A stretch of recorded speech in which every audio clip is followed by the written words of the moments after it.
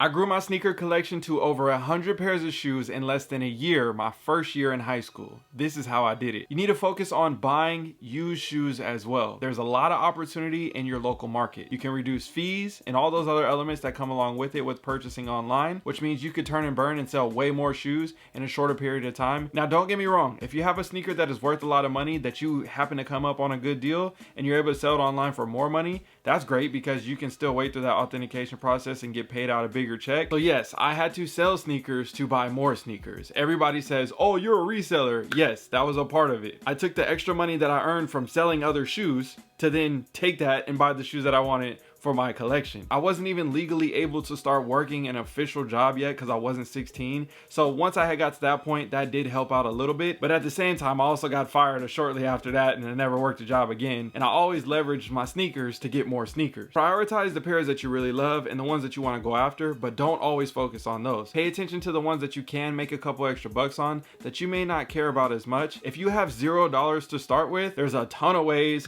especially compared to from when I was in high school to now, to make money online, in person, and all the different options. Just literally hit ChatGPT or Google and you'll be able to find a ton of creative ways to make a couple bucks. You could literally start with $100, buy a used pair of shoes and go from there, build it up, flip to 150 bucks, buy another pair for 150, flip that, make some money. But the biggest thing I have to say is you have to truly be dedicated to this thing, and knowing that you could then create another nest egg for yourself later in life to leverage your collection, to then roll that into real estate from all the things that you learned from flipping sneakers, which is again what I did in life. We all had to get started somewhere. You see my collection? I started where you started, back with ground zero. They had the 2 for 80 or 2 for 90 back in the day, and it was like the shell toes and the Fila's and all this stuff, and you get 2 pairs for the, you know what I'm talking about? It's okay. You can start there. Don't be ashamed by it. I was in the same position.